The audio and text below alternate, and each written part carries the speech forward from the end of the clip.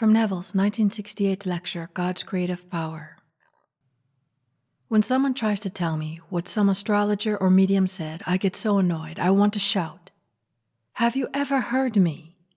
Believe in all that nonsense, and you worship false Christs. And why does Neville say this?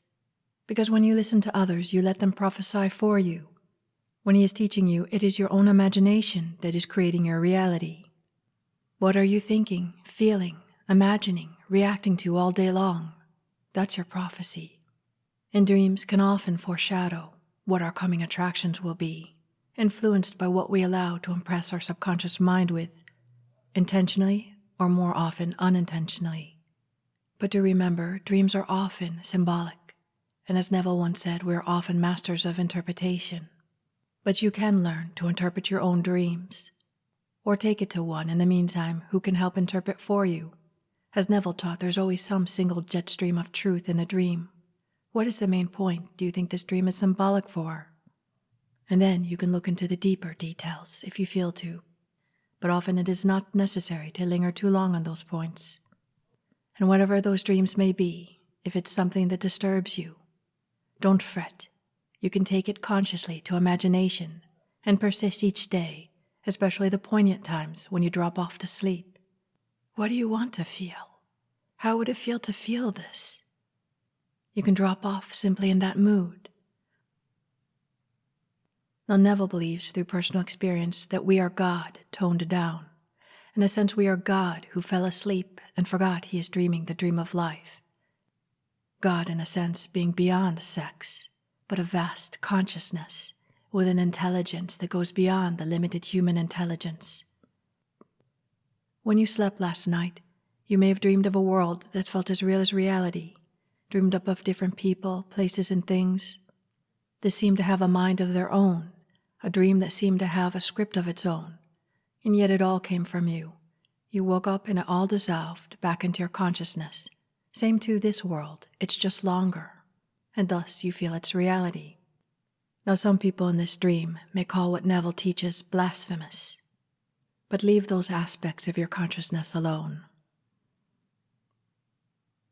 Neville goes on to say, accept Christ as your own wonderful human imagination, and don't falter, for Scripture must be fulfilled in you. It is not done physically. I have experienced a physical birth, for I was born in Barbados, and just as you, I know the limitations of the flesh. I came into this world with nothing, and I do not have much today. But because I don't have much, I had to stand upon my own 2 feet and believe in myself, asking no one to help me and not stealing from another.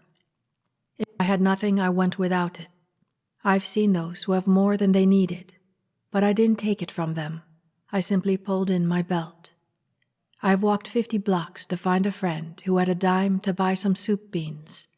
When he could not be found, I would return and perhaps the next day earn a quarter to buy the beans. But it never occurred to me that because others had food and I didn't, that they should give it to me. I was determined to believe in myself. And because of that, I got into the mainstream of life and Scripture began to unfold in me. No one owes me a living. All I have to do is trust Jesus Christ, trust my human imagination. So as you have heard, even in the early days when Neville had struggled with money, he kept his character. And in keeping his character, it didn't tempt him to lead an unscrupulous life, which would have just distracted him by learning to lean on a divine power within the imagination to get what he wanted. Neville didn't care for large amounts of money because he saw the money as just shadows. He was compelled to teach the truths that he himself personally experienced, from manifesting with imagination, and going beyond that to know who he truly is beyond this limited human body, that which is vast and eternal. Neville says, my desire is to tell you who Jesus Christ really is. He is your own wonderful human imagination. There never was another Christ, and there never will be another. If you will trust him, and I use him advisedly, because God's creative power and God is a person, and you are that person, you will never fail, for he will never fail you. Tonight, if you know what you want, just believe that you have it. Sleep as though it were true, and because Christ is in everyone, He will use as many necessary to aid the birth of your assumption. So what is something you want right now? Ask yourself, what do I want right now? And then ask yourself, how does it feel to have what you already want? Sleep in the mood of that wonderful feeling.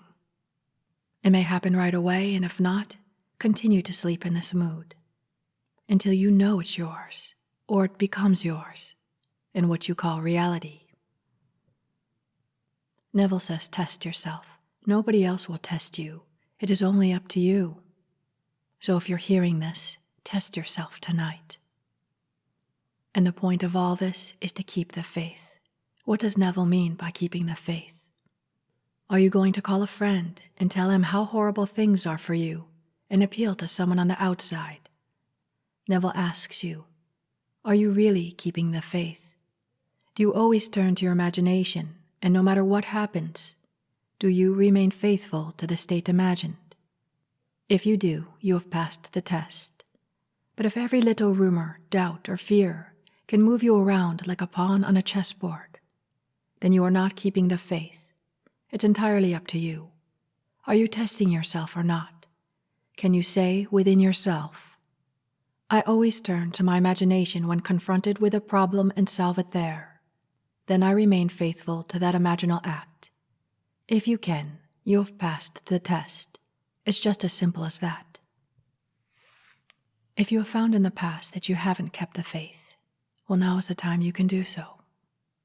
When you catch yourself not keeping the faith, remember Neville's word and take it to imagination.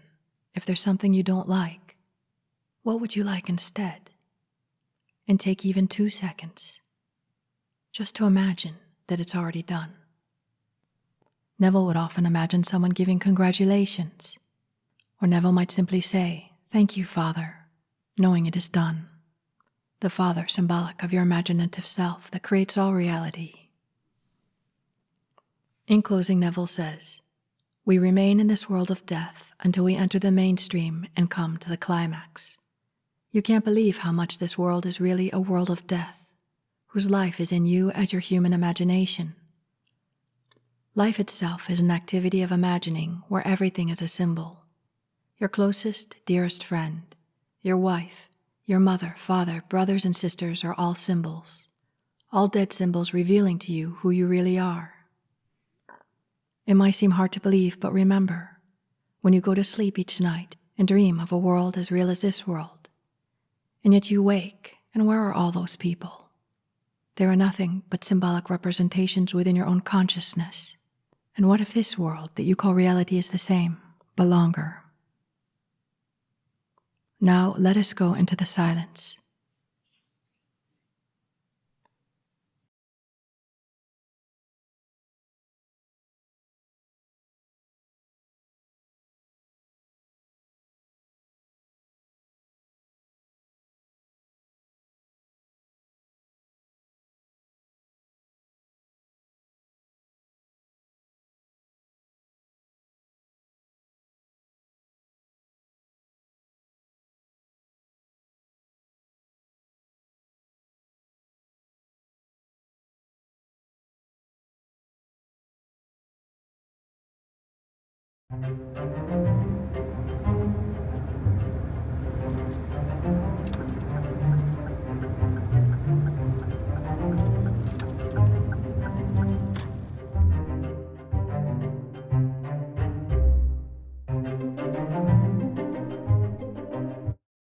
Please check out one of the first sponsors of this channel, Tokyo Treats and its sister company Sakurako, a monthly Japanese snack subscription service that I personally enjoy myself. You can use the code NEVILLUTION for $5 off your first order. The links will be in the description section beneath this video. Thank you.